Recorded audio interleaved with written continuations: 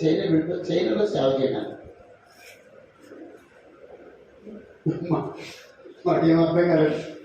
ఆశ్చర్యం వేసిందని అంటే బిడ్డ లేదు అని చెప్పేసి అంటే మీకు ఈ ఈ ఈ బాంధవ్యాలు లేవు కాబట్టి చచ్చిపోయిన పర్లేదు కాబట్టి చైనాకి వెళ్ళిపోండి. చైనాకి వెళ్తే సేవ చేస్తే చైనాలో చంపేస్తారు. వీళ్ళు బ్రతికితే మీరు వాకింగ్ చెప్పండి, చచ్చిపోతే కొంచెం మీకు ఇంక బాంధవ్యం లేదు మీకు ఇబ్బంది లేదు. అదండి ఆయన స్థాయి. అది నేను ఆయన తప్పు చెప్పాను అనట్లేదు, ఆయన కించవలసిన కాదు, ఆయన స్థాయి గురించి మాట్లాడుతున్నాను. అలాంటి స్థాయి అప్పుడు బిడ్డలు ఏంటంటే బెదవట్లేదు. దేవుడు మనల్ని ఇంకేదో ఓ పని వాడుకుంటాడు అన్నమాట. అందుకైనా బిడ్డలు ఓకే బిడ్డలు ఇచ్చాడు. బిడ్డలు ఇచ్చి చాలా బాధ్యతలు అప్పగించేసాడండి. ఇంక నీకు ఎప్పుడే తెలియదు, నీకు చాలా బాధ్యతలు ఉన్నాయి, తర్వాత తెలిస్తే మీరిద్దరికి. బిడ్డలు లేనప్పుడు ఒక పురుషుడు కానీ ఒక స్త్రీ కానీ ఏం చేస్తారు? ప్రార్థన చేస్తారు. నేను అన్నిటి గురించి మాట్లాడలేదు, విశ్వాసం గురించి మాట్లాడుతున్నా. ప్రార్థన చేస్తారండి. ఒక ఆవిడ ప్రార్థన చేసిందండి.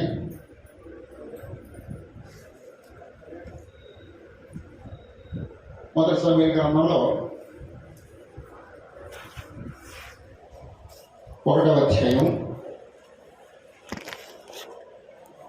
10-11 వచనాలు మీరు చదువుతారండి. మీకు వద్దండి, మీరు పర్లేదా బాబు? మీరు చదువుతారా? ఎవరు చదువుతారు? తీసుకోండి. మొదటి సమయాలు 1వ అధ్యాయం మొదటి సమయాలు 1వ అధ్యాయం 10-11 వచనాలు.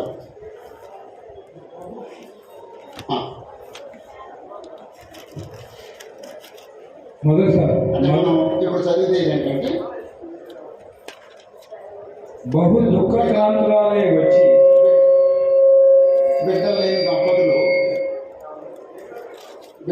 దంపతులు దేవుడు ప్రార్థన చేస్తారు. ప్రార్థన చేస్తారా?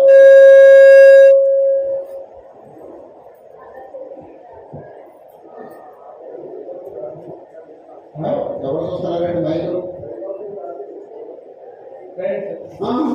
మనకెందుకండి మైకు? బిడ్డలు లేని దంపతులు మాకు బిడ్డలు కావాలని ప్రార్థన చేస్తారండి. ఒక ఆమె బిడ్డ కొరకు ప్రార్థన చేస్తుంది. ఆ సందర్భాన్ని చూస్తున్నాను. వచ్చి యెహోవా సన్నిధిని ప్రార్థన చేస్తూ బహుగా ఏడ్చుతూ సైన్యమై పెంచుతున్న యెహోవా, నీ సేవకురాలనైన నాకు కలిగి ఉన్న శ్రమను చూసి నీ సేవకురాలనైన నన్ను అదులను జ్ఞాపకం చేసుకుని నీ సేవకురాలనైన నాకు మగపిల్లలు దయచేసిన ఎడల వారి తల మీదకి కౌరవ కత్తి ఎక్కడికి రానియగా వాడు బ్రతుకు దినములన్నిటను నేను వారిని యెహోవా ప్రభు నీకు అప్పగించునని మొక్కుబడి చేసుకొనెను. బిడ్డలేని ఒక స్త్రీ ఏం చేసిందండి? ప్రార్థన చేసింది. ప్రార్థన చేసినా ఖచ్చితంగా దేవుడు ఇస్తాడు అని గ్యారెంటీ లేదండి. మాకు అవసరం అయితే ఇస్తాడు, మాకు అవసరం అయితే ఇవ్వడు. దేవుడిని అలాగే భావించాలి. అదో నాకు ఇవ్వలేదు కాబట్టి నువ్వు లేవు అంటే నీకు ఇవ్వలేదు కాబట్టి నువ్వు లేవు అన్నావు. నువ్వు అన్నావు కదా. అంతే. ఆ పదం వద్దు, ఆ మాట మాట్లాడకూడదు. ఇవ్వటం ఇవ్వకపోవటం ఆయన ఇష్టం, అడగటం మన ధర్మం. అప్పుడు ఈవిడ ప్రార్థన చేసిందండి. ఆ ప్రార్థనలో ఏం కనపడుతుందండి? ఎవరైనా మాట్లాడండి. ఏం కనపడింది ఆ ప్రార్థనలో? వేరే కనపడదు. ముందు వేరే కనపడింది. నీ సేవకురాలి, నీ సేవకురాలి, నీ సేవకురాలి, నీ సేవకురాలి వినే కనపడిందండి. నీ సేవకురైన నాకు కలిగిన శ్రమను చూచి నీ సేవకురైన నన్ను మరొక జ్ఞాపకం చేసుకుని నీ సేవకురైన నాకు మగబిడ్డను దయచేసిన ఎడలా ముందు ఆ ప్రార్థనలో తగ్గింపు కనపడుతుంది. గర్వపు ప్రార్థన చేయకూడదు. ప్రార్థనలో గర్వింపు ఉండాలి. ఎక్కడైతే వినయం, విధేయత, కనపడతాయో దేవుని యొక్క ప్రసన్నత అక్కడ ఉంటాయి. గర్విష్ఠులతో దేవుడు ఉండడండి. గర్వంతో మనిషి ప్రవర్తించకూడదండి. ఎప్పుడు గర్వంతో ప్రవర్తించకూడదు. దేవుని యొక్క రాజ్యానికి మొట్టమొదటి పెట్టేదండి. బాబు మీరు చెప్పండి, రాజ్ కుమార్ గారు, దేవుని రాజ్యానికి మొట్టమొదటి పెట్టేదండి. ఆవిడ అడగండి.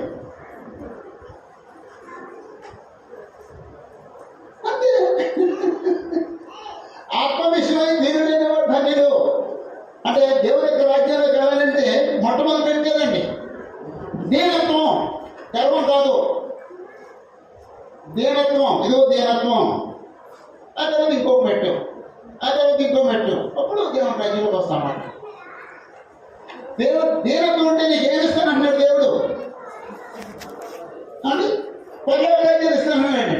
మనం ఏం చెప్పామండి, నాకు పర్లోక రాజ్యం వద్దు, నేను గర్వంతో పోతున్నాను, సిగ్గు లేకపోతే సరే. నాకు దీనత్వం, నాకు పర్లోక రాజ్యం వద్దు, నేను గర్వంతో పోతున్నాను, నేను నాశనం అయిపోతాను. నాకు దీనత్వం వద్దు, నాకు పర్లోక రాజ్యం వద్దు, నేను గర్వంతో పోతున్నాను. అర్థమైందండి? ఈ గర్విష్ఠులు బ్రతకడం ఏంటండి?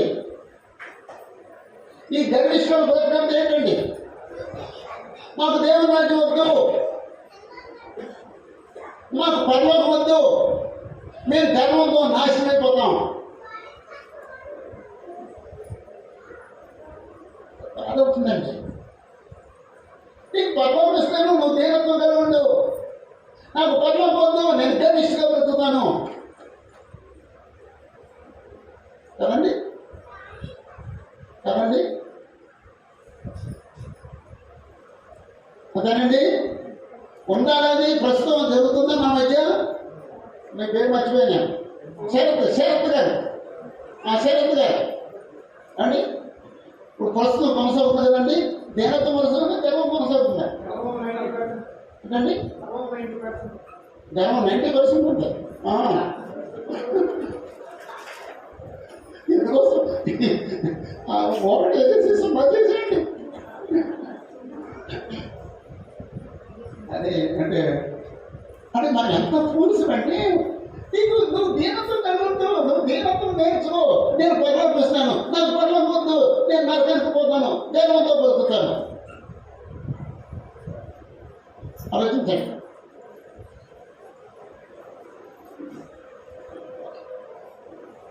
ఈ కన్న ప్రార్థనలో దీనత్వం ఉందండి, దీనత్వం ఉందండి. రెండు ఇంకేమున్నాయండి ప్రార్థనలో? ఆ త్యాగం కావాలండి. నాకు మగబిడ్డ కావాలి కావాలండి. మగబిడ్డ కావాలి ఎందుకంటే అండి కట్నం నాకు వస్తుందండి. ఆడపిల్లకైతే కట్నం, మగపిల్లడైతే కట్నం తెచ్చుకోవచ్చారు. కొంతమంది అత్తగారులు ఎట్టండి, ఆ కోడలు మగబిడ్డల కంటేనేమో ఆవిడ ప్రేమిస్తారటండి, బాగా గౌరవిస్తారటండి. ఆడపిల్లని అంటే ఆ పిల్ల మొహం చూడట. అంటే వాళ్ళ అత్తగారు వెళ్ళినట్టు కాదు కదమ్మా. ఒక ఆయన అన్నాడండి, అంటే ముందు చైనా వెళ్ళమన్నటువంటి ఆయనే ఈ సందర్భంలో మగ పిల్లడు పుట్టితేనేమో కన్న అమ్మాయిని బాగా ప్రేమిస్తారు. ఆడపిల్ల అయితే వాళ్ళు ద్వేషిస్తారంటే వాళ్ళ అబ్బాయిని ద్వేషిస్తారా, కోడలు ద్వేషిస్తారా? కోడల్ని ద్వేషిస్తారు. అసలు ఆడపిల్లలు పుట్టడానికి కారణం వాళ్ళ అబ్బాయి. ఆ సంగతి నాకు తెలిస్తే బాగున్నాడు. ఎలాగో నాకు తెలీదు. ఏమో మనం దేవుడిని నమ్మితే ఏది ఇచ్చినా దేవుడి చిత్తం. మగపిల్లడు ఇచ్చినా దేవుడు ఇచ్చిందే, ఆడపిల్ల ఇచ్చినా దేవుడు ఇచ్చింది. మగపిల్లడు ఇస్తే మనకేదో మేలు చేయడానికి ఇచ్చాడు, ఆడపిల్లలు ఇస్తే ఇంకేదో మనకి మేలు చేయడానికి ఇచ్చాడు. అంతే తప్ప మనకి కీడు చేయడం కాదు. దేవుడు మనకి కీడు చేయడు. మన బుద్ధులు అలాంటివి. దేవుడు మనకి కీడు చేయడు. దేవుడు అన్ని విషయాలను మేలు చేస్తాడు. అప్పుడు త్యాగం. నాకు మగపిల్లడు ఇవ్వు, నేను ఆ పిల్లడు నీకు సమర్పించేసుకుంటాను. మరి దేవుడికి సమర్పించేసుకున్నాడు, పిల్లడు ఎందుకంటే నీకు ఆ నింద పోవడానికి. ఇంతవరకు గొడ్డలు అంటున్నారండి. ఇప్పుడు పిల్లలు కొట్టేస్తే ఇక గొడ్డలు నేను ఎవరు అన్నానండి, నింద పోయిందండి.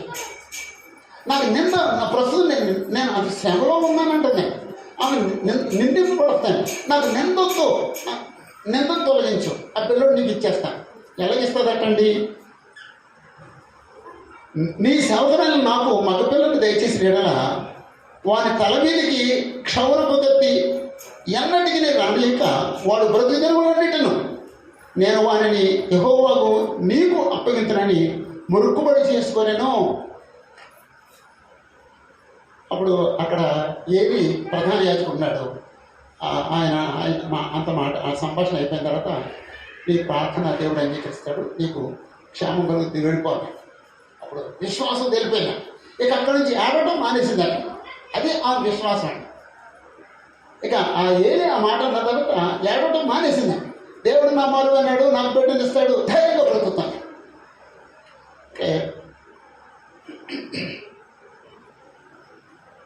బిడ్డలు లేని వారు చేసే పని ఏమిటంటే ప్రార్థన చేస్తారు, వినయంతో ప్రార్థన చేస్తారు, త్యాగం చేస్తారు. సరే, గర్భవతి అయిన తర్వాత నీకేమన్నా వర్రీ ఉందమ్మా? డెలివరీ ఎలా జరుగుతుంది వర్రీ కాదు, బిడ్డ పుడితే ఎలా పెంచాలి అని వర్రీ ఉందా? మీరు ఉందండి, ఉంటుందండి. మనకి ఈరోజు అయితే కంప్లీట్గా బైబిల్ ఉంది. మరి బైబిల్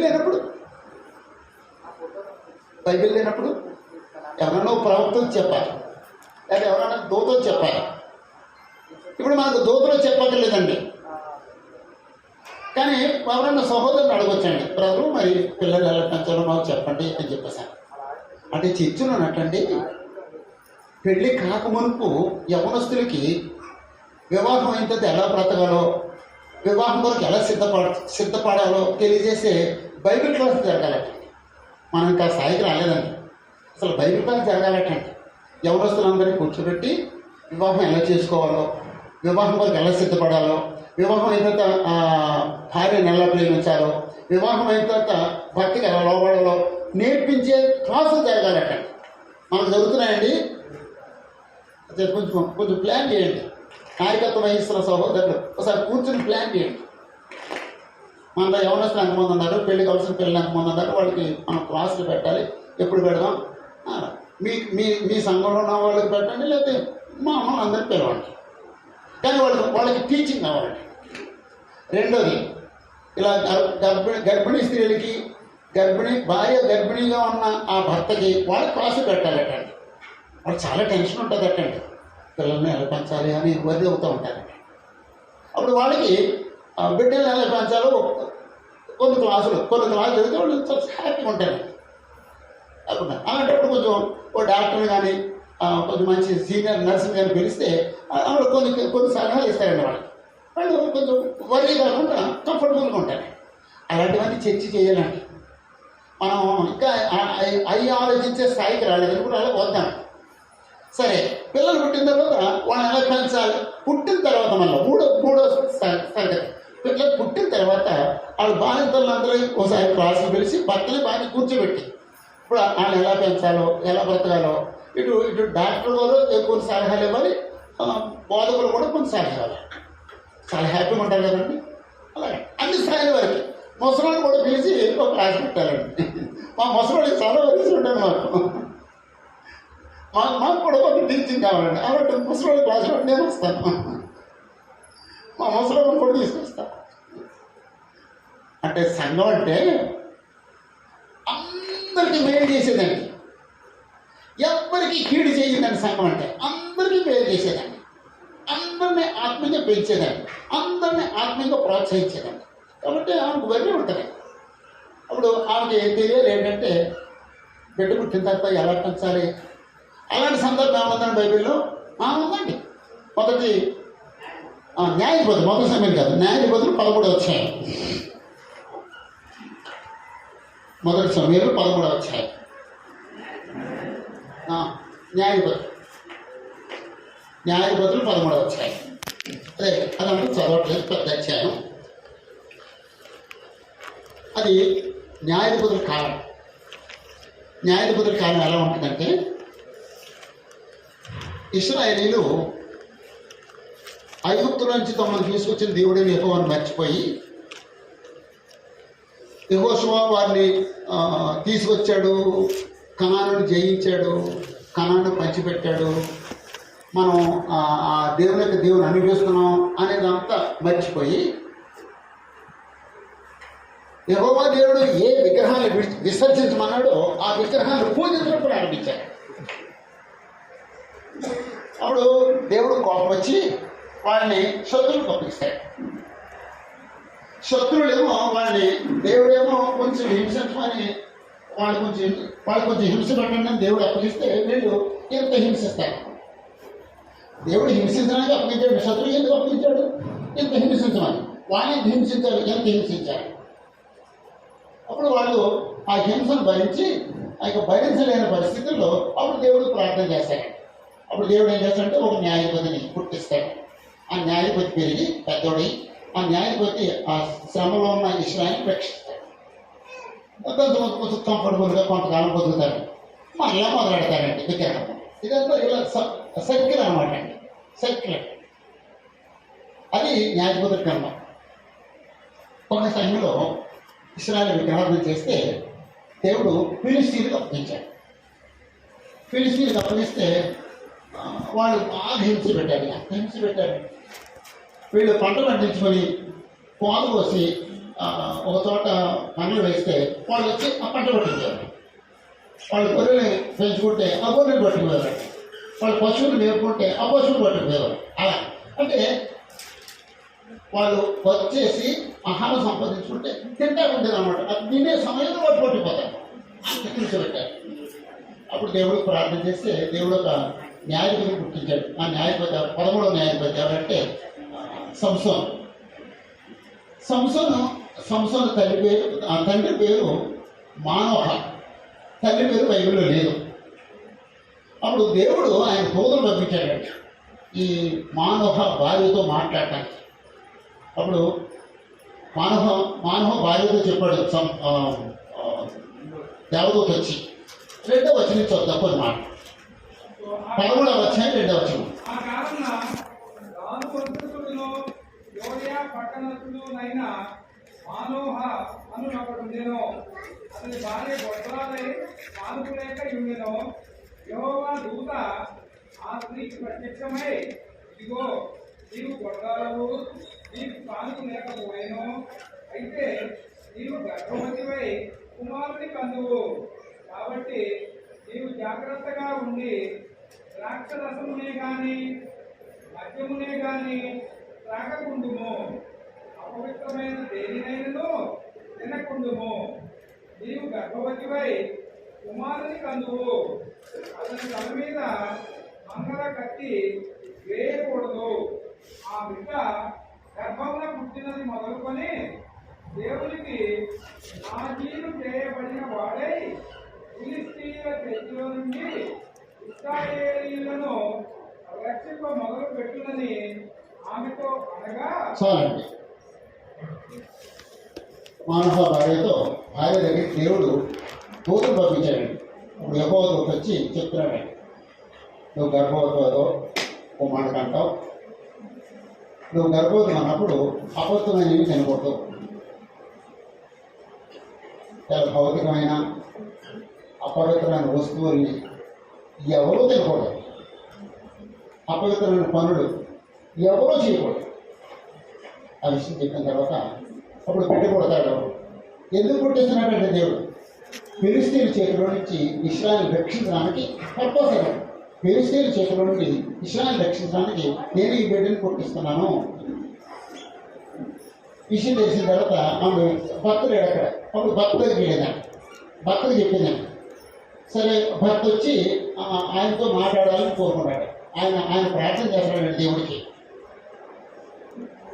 8వ వచనంలో అందుకు మానవ నా ప్రభువా, నీవు పంపిన దైవజనుడు మరలా మా ఇంటికి వచ్చి పుట్టబోవు మా బిడ్డకు మేము ఏమేమి చేయవలెనో దానిని మాకు తెలుపునట్లు దయచేయమని యెహోవాను వేడుకొనగా చాలండి.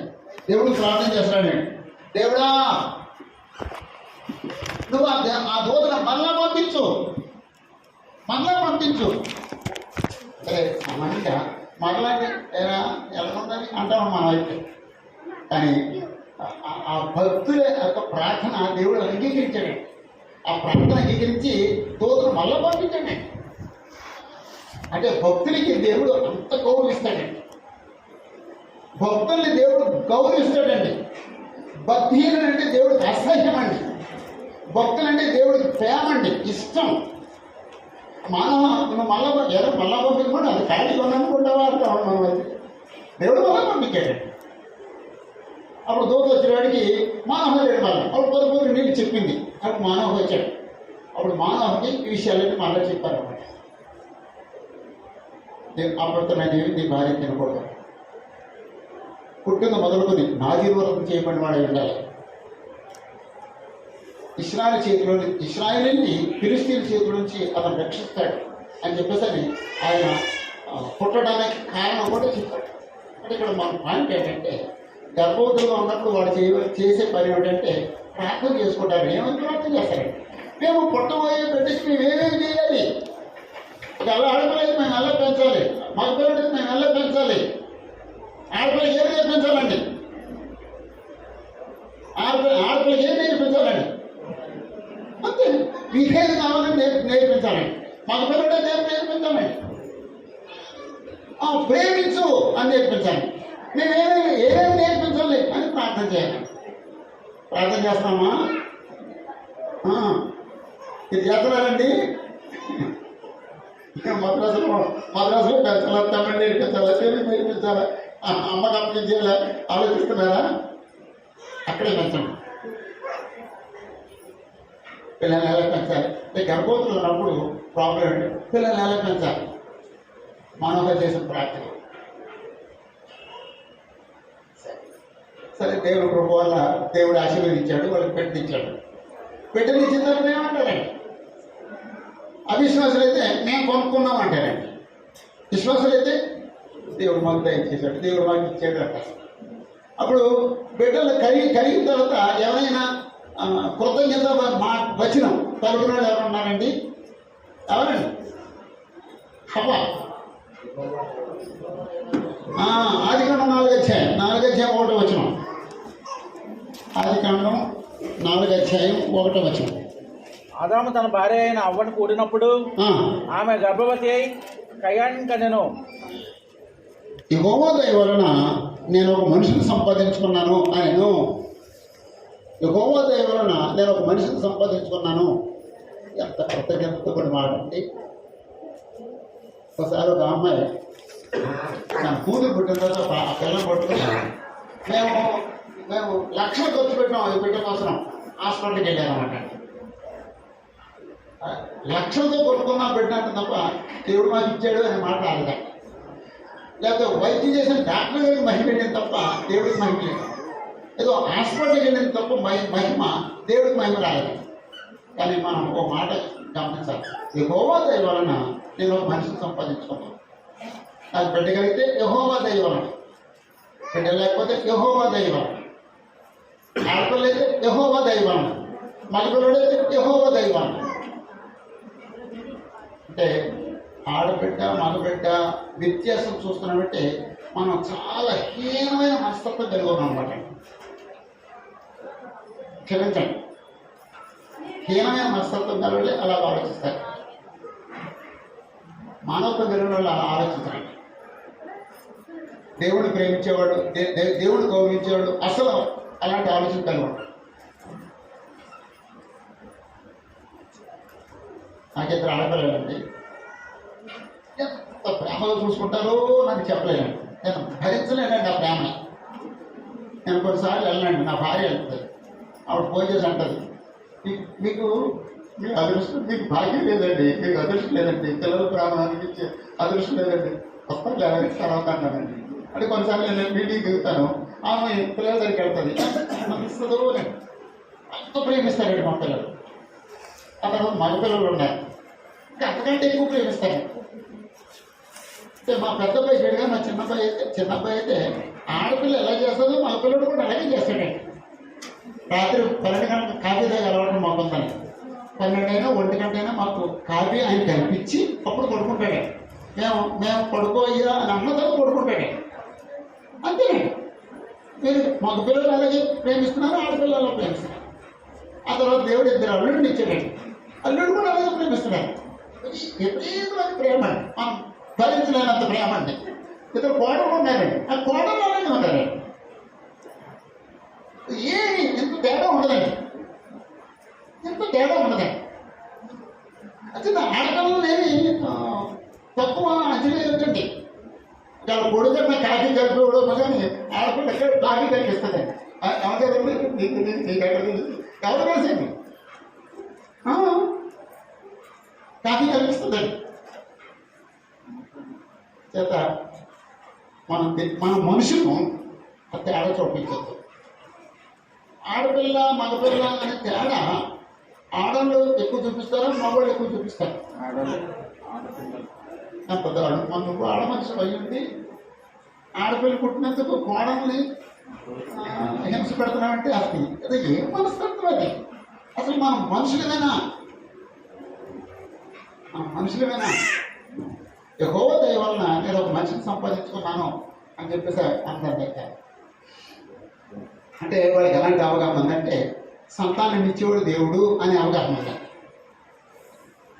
ఎవరో ఒక జంటకి ఒక ఆవిడకి పిల్లలు లేరు, ఆ లెక్కకి పిల్లలు పుట్టేశారు, 6 పిల్లలు పుట్టేశారు. ఇప్పుడు ఏమో బాధ అయిపోతున్నాను, నాకు పిల్లలు లేరు. ఆ బాధ పీక్కి వెళ్ళిపోయి నువ్వు నాకు భర్తను అంటుందండి, నువ్వు నాకు సంతాన్ని నేను చచ్చిపోతాను అండి. ఎవరండి వాడు? రాహేలండి. 30 అధ్యాయం.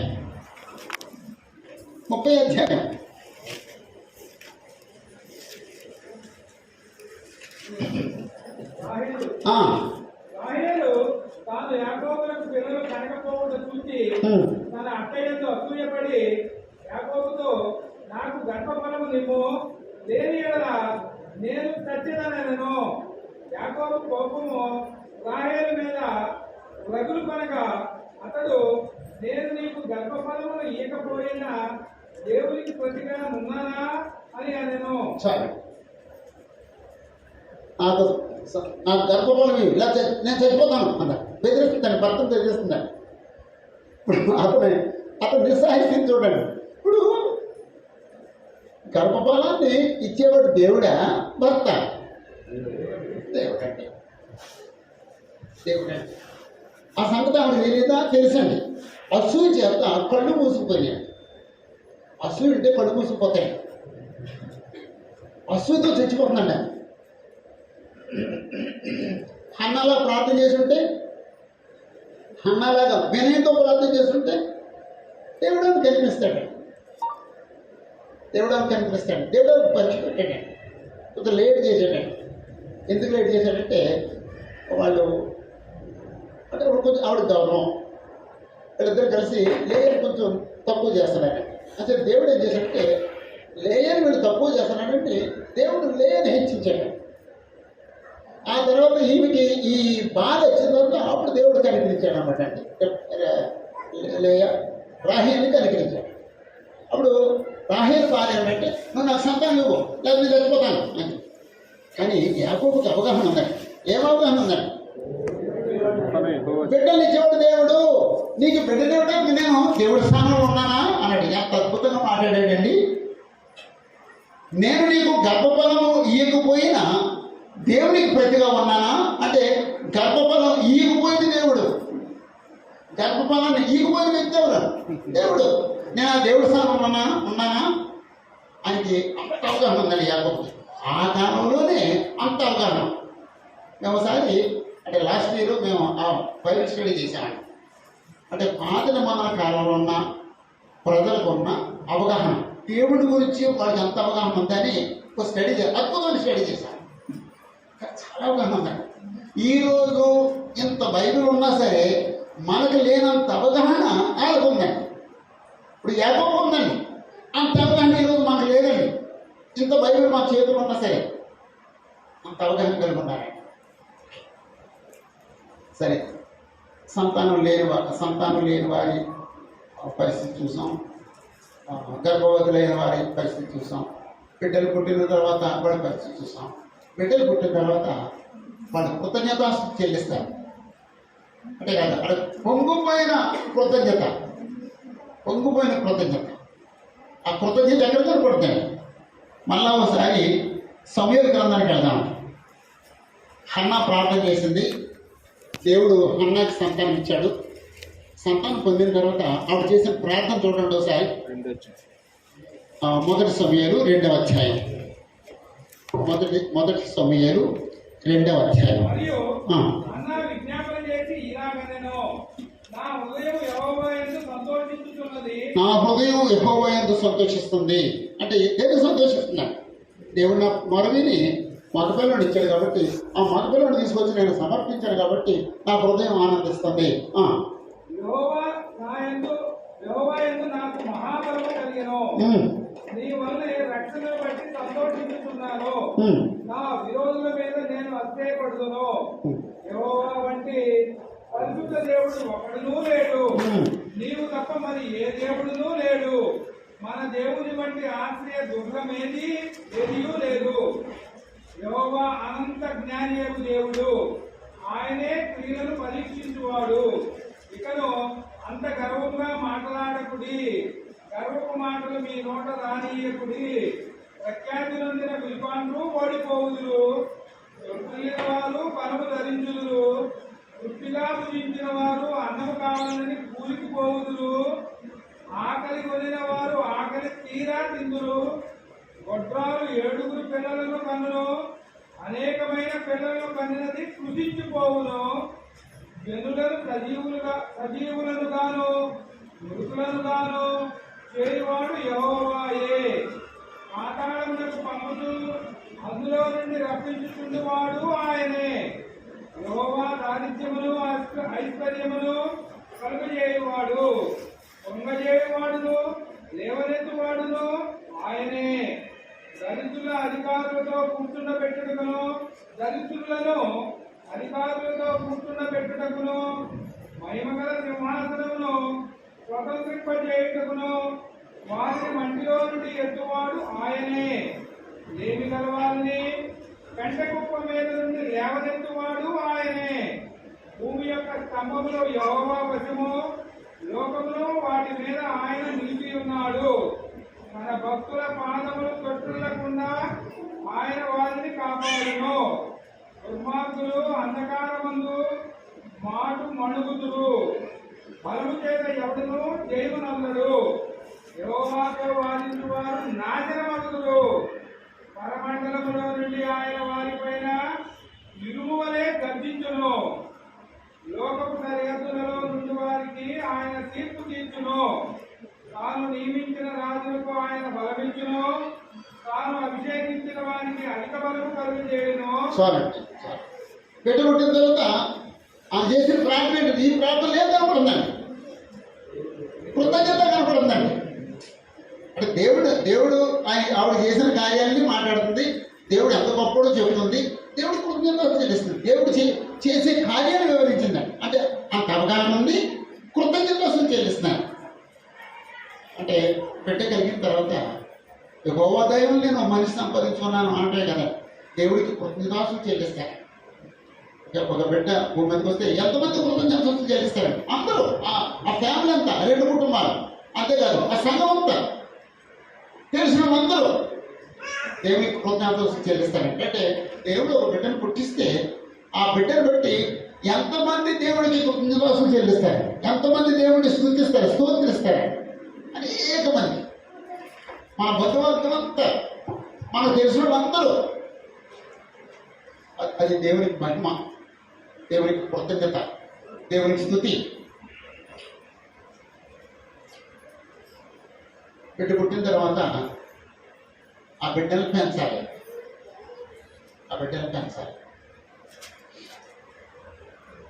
ఇప్పుడు మనం ఈ ప్రార్థన పూటలో చేరుకున్నాం. ఇప్పుడు మనం చేయవలసిన పని ఏంటి చెప్పండి. ఇప్పుడు మనం ప్రార్థన పూటలోకి వచ్చాం. ఇప్పుడు మనం చేయవలసిన పని ఏదండి? ఆ బిడ్డల కొరకు ప్రార్థన చేయాలి, ఆమెకు సుఖపరచమని ప్రార్థించాలి, శ్రేష్టమైన బహుమతి ఇవ్వమని ప్రార్థించాలి, ఆ బిడ్డని పెంచుకోగలిగిన జ్ఞానం ఆ బిడ్డలిద్దరికి భార్య భర్తలిద్దరికి ఇవ్వమని. ఇప్పుడు మనం చేయవలసిన పని ప్రార్థన చేయడం, వారి కొరకు ప్రార్థన చేయడం. ఇంతవరకు చేసాం.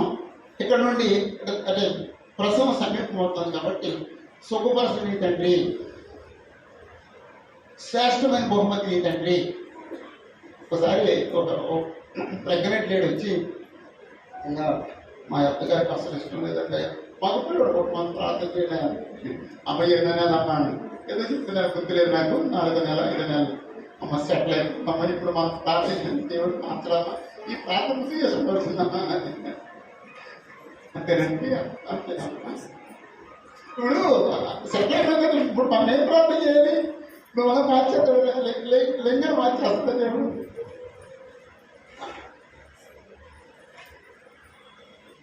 ఇప్పుడు మనం చేయవలసింది ఏంటంటే ఆమె యొక్క సుఖమైన ప్రశ్న కొరకు ప్రార్థించాలి.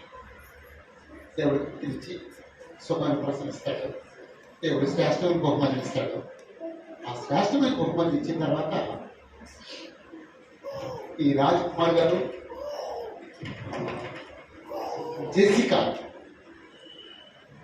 ఎలా ఉండాలంటే, ఎలా ఉండాలమ్మా? మీరు ఏమంటారంటే మంచి తల్లిలా ఉండాలి, మంచి తల్లిలా ఉండాలంటారు. ఎవరండి మంచి తల్లి ఎవరో చెప్పండి నాకు. మంచి తండ్రి ఎవరో చెప్పండి. మంచి తల్లి ఎవరు? మంచి తండ్రి ఎవరు? మంచి కుటుంబం ఏది? అబ్రహాం. మంచి కుటుంబం ఏది? దేవుని కుటుంబం. మంచి తల్లి ఎవరు? మంచి తండ్రి ఎవరు?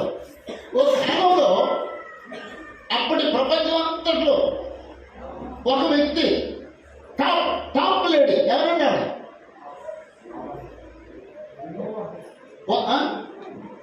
ఒక పీరియడ్లో దేవుడైన యెహోవా పైనుంచి ఇలా చూస్తే టాప్ లేడీ ఒక ఆవిడ కనపడిందండి. ఎవరమ్మా? మరియమ్మ. అంతకంటే భక్తుడు ఎవరండి? ఆమె ప్రధాన చేయబడిన వ్యక్తి యోసేపు. అంతకంటే భక్తుడు ఎవరండి? అంటే దేవుడైన యెహోవా ఆయన కుమారుడైన యేసు ప్రభువును ఎవరికి అప్పగించాడండి? 10 కుమారుని తల్లిదండ్రులకు అప్పగించాడండి. భక్తురాలకు అప్పగించాడండి. యేసు ప్రభువుని తీసుకొచ్చి దేవుడైన యెహోవా భక్తురాల చేతిలో పెట్టాడండి. ఓ భక్తుడి చేతికి అప్పగించాడండి. మరియమ్మ భక్తురాలేనండి. ఏముందండి మా గురించి బైబిల్లో? దయాప్రాప్తురాలా అంటే యెహోవా దయను పొందగలిగిందానా నీకు శుభం అని దేవుడు పంపించాడు. దేవదూత గాబ్రియల్ అన్నాడు. అంటే మనం నిజంగా ఆలోచించగలిగితే ఆ టైంలో కాలం సంపన్నమైంది. దేవుడు యెహోవా యేసు ప్రభువును పంపించాలనుకుంటా, ఆయన కుమారుడు పంపించాలనుకుంటారు. ఎవరో ఒక గర్భం కావాలి, ఆయన ఒక గర్భం నుంచి ఆమె పుట్టింది, ఆయన యేసు ప్రభువును పుట్టించారు. ఎవరు యోగ్యురాలు అని చెప్పి చూస్తే యెహోవా దేవుడికి ఒక స్త్రీ కనపడింది. దేవుని యొక్క దయ పొందగలిగిన స్త్రీ, ఒక భక్తుడు కనపడ్డాడండి. యెహోవా ఆయన భయభక్తులు కింద ఉన్నాడు. ఒక నీతిమంతుడు కనపడ్డాడండి దేవుడికి. ఆ కాలంలో మనుషులు ధర్మశాస్త్రం విడిచిపెట్టేసి ఈ 400 సంవత్సరాల కాలంలో వచ్చిన పారంపర్య ఆచారాలు ఆచరిస్తూ బతుకుతున్నారండి. ధర్మశాస్త్రం విడిచిపెట్టేశారండి, పారంపర్య ఆచారాలు ఆచరిస్తున్నారండి. అలాంటి టైంలో ఒక నీతిమంతుడు కనపడ్డాడు దేవుడికి. ఆ కుటుంబంలో దేవుడు యేసు ఇచ్చాడు. వాళ్ళిద్దరు యోగ్యులండి. ఆనందం అయిపోతుంది ఆ విషయం చూస్తాను. యోసేపు భక్తుడా నీతిమంతుడా? అక్కడ బైబిల్లో ఎందుకు రాయబడిన మాట అంటే నీతిమంతుడు ఆయన నీతిమంతుడై ఉండి అవమానపరచమల్లక రహస్యముగా విడనాడ ఉద్దేశించాను. ఆయన నీతిమంతుడై ఉండి ఆమెమో యెహోవా దేవుని యొక్క ధైర్యం పొందగలిగిన భక్తురాలు, ఈయనేమో నీతిమంతుడు. అలాంటి జంటకి యేసుప్రభుని అప్పగించాడు. వాళ్ళు యేసుప్రభుని ఎలా పెంచారండి? అలాగే పెంచారండి, అపురూపంగా పెంచారండి. ఎందుకంటే నన్ను సున్నతి చేయించారండి, ధర్మశాస్త్ర ప్రకారం నెరవేర్చారు. ప్రతి విశ్రాంతి దినాన్న యేసుప్రభు తీసుకుని వాళ్ళు విశ్రాంతి అని ఆచరణకు వెళ్ళారండి, వెళ్ళారండి. ప్రతి పండక్కి యేసుప్రభు తీసుకుని యెరూషలేము దేవాలయానికి వెళ్ళారండి, వెళ్ళారండి. నేను ఆవిడ ఒక ప్రశ్న వేస్తానండి, ఇక్కడ ఉన్న భక్తులు, నీకు పెట్టుబట్టిన తర్వాత దేవుడి సన్నిధికి వెళ్ళకుండా, చర్చికి వెళ్ళకుండా ఎన్ని రోజులు మీ అబ్బాయినో లేదా మీ అమ్మాయినో ఇంట్లో ఉంచుతో చెప్పిన అమ్మా? నాకు ఇలా ఇలా చెప్పి ఒక వారం అనుకుంటాను. 1 year 1 month. అవును, మరి నువ్వు డాక్టర్ కదా. ఆ తాతగా నడుగుదామండి, ఎన్ని వారాలు ఉంచుతానండి? 1 week అంతేనండి. ఆ 1 week కూడా సోమవారం డెలివరీ అయిందనుకోండి, ఆ 1 week కూడా ఉండదండి. ఒకవేళ శనివారం డెలివరీ అయిందనుకోండి, ఆదివారం మనం అలా తీసుకెళ్ళకూడదు. మీకు అర్థమేంటదండి? ఈరోజు మీ పరిస్థితి ఎలా తయారైందంటే, దేవుడినేమో నన్ను కనికరించు సంతానము ప్రార్థన చేస్తే, దేవుడు ఆ ప్రార్థనని కనికరిస్తే ప్రజెంట్ అయిన తర్వాత 6 నెలలు ఆరాధనకి వెళ్ళండి. పిల్లలు పుట్టిన తర్వాత 6 నెలలు ప్రార్థనకి వెళ్ళండి. ఎంత దారుణం ఉంటుంది, ఎంత దారుణం ఉంటుంది. అప్పుడు యెహోవా దేవుడు వాడికి సంతానం ఆనందిస్తాడా, దుఃఖపడతాడా? ఇప్పుడు అలా జరిగిందండి. ఏమన్నా చేయలేదు, ఏమన్నా చేయలేదు. నేను బెంగళూరు వెళ్ళాను. బెంగళూరు వెళ్తే ఆరాధన అయిపోయిన తర్వాత నేను ఇద్దరు కల్పించుకుంటూ వస్తున్నాను. చివరికి వచ్చేటికి ఒక 100 రోజులు చెప్పినాను, నేను మీ మీటింగ్కి వస్తానండి, నేను కలనని ఆమె పేరు విశాఖపట్నం చెప్పాను. మా పాపండి 14వ రోజు బేబీ తీసుకొచ్చారు. అప్పుడు నేను అంటే వాళ్ళు చూసి మనసులో లెక్కలు పెట్టుకున్నాను. 6 నెలలు అవ్వలేదు కాదు అనుకున్నాను. 6 నెలలు అవ్వలేదండి. 14వ రోజు అండి. 14వ రోజు అంటే ఆ అబ్బాయి ఆ బాబే సోమవారం పుట్టుకుంటాడు అన్న. 14వ రోజు దేవుని సన్ని తీసుకొచ్చాను. అప్పుడు మనసులో అనుకున్నాను, ఇదమ్మా విశ్వాసం అంటే అనుకున్నాను. అలాగే నువ్వు ఆ బాబు ఎత్తుకోకూడదు. ఇప్పుడు ఎవరు తీసుకొస్తానండి? అమ్మమ్మ తీసుకొస్తానండి. నువ్వు ముందు నడవాలి, అమ్మమ్మ వెనకాల తీసుకొస్తుంది. లేకపోతే ముందు అమ్మమ్మ బాబు తీసుకెళ్తుంది, నువ్వు వెనకాల వెళ్ళాలి. అప్పుడు వీడియో తీయండి, వీడి మామ వేడి ఆయన వీడియో తీయాలి. ఆ వీడియో ఉంచాలండి. పిల్లడు పెద్దోడు అయినాక ఆ వీడియో చూపించారు, నిన్ను ఇదో 9వ రోజు ప్రార్థన తీసుకెళ్ళాం అని చూపించాను. మా దగ్గర అలాంటి ఫోటోలు ఉన్నాయండి, మా ఇంట్లో ఉన్నాయి. ఏదో ఈ తరగతి కడతారు అవన్నీ ఉన్నాయండి ఆ ఫోటోలు. అదండి ఆనందం. చర్చకి స్వీట్లు పెట్టి పెట్టారండి. నా బిడ్డని దేవుని యొక్క సన్నిధి తీసుకొచ్చాను అని ఆ తల్లి ఆ తాతలు మా అమ్మలు ఆనందించాలి. ఆ బిడ్డ కుటుంబ సభ్యులందరూ ఆనందించాలి. అప్పుడు చర్చలో మీకు ఉందా లేదో, మీరు మొట్టమొదట చంటి బిడ్డ చర్చకు వచ్చినప్పుడు స్టేజ్ మీద నిలబడి ప్రార్థన చేస్తారండి. అదేమంతా ఉంది కదండి. ఒక లేకపోతే అది చేయండి. ఆ బిడ్డ ఫస్ట్ టైం దేవుని సన్నిధికి వచ్చాడండి, లేక చర్చకు వచ్చాడండి. ఆ తల్లిని తండ్రిని నిలబెట్టండి. ఆ బిడ్డని అంటే ఆమె ఎత్తుకోగలిగితే ఆమె ఎత్తుకుంటుంది, లేకపోతే ఆ తండ్రి ఎత్తుకుంటాడు. వాళ్ళు నిలబెట్టి ఒక వయసులో పెద్దవాడైన సహోదరుడు ప్రార్థన చేయండి. ఎంత దీవెనండి అది, ఎంత దీవెనండి. కానీ ఇక్కడ నాకు బాగా ఆనందం కలిగించే విషయం ఏంటంటే, యేసు ప్రభువు అయినా సరే, దేవుడు కుమారుడైనా సరే, దేవుడు ఎవరు కల్పించాడండి? ఓ మంచి దంపతులకి భక్తులకు అప్పగించాడండి. వాళ్ళు సక్సెస్ఫుల్గా ఆ బిడ్డను పెంచారండి. సక్సెస్ఫుల్గా పెంచారు. సక్సెస్ఫుల్ పేరెంట్స్ అన్నమాట.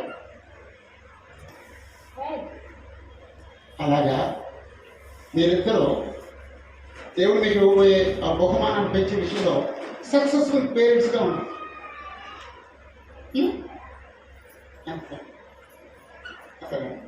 సర్వస్థానంలో నెక్స్ట్ పెట్టిందో చెప్తాను. అలాగే వివాహం దక్కించి బిడ్డలు కలిగే వరకు అంటే ఆ స్టెప్స్లో విశ్వాసం ఎలా ప్రవర్తిస్తారో ఆ విషయాన్ని ఆలోచించాలి. మనం అందరం ఒకవేళ ఎక్కడైనా లోపాలు ఉంటే మనం దిద్దుకుందాం. లోపాలు లేని దేవుడు ఇష్టపడే విశ్వాస జీవితాన్ని మనం డెవలప్ చేస్తాం. అందరూ పదం అందరూ బాబు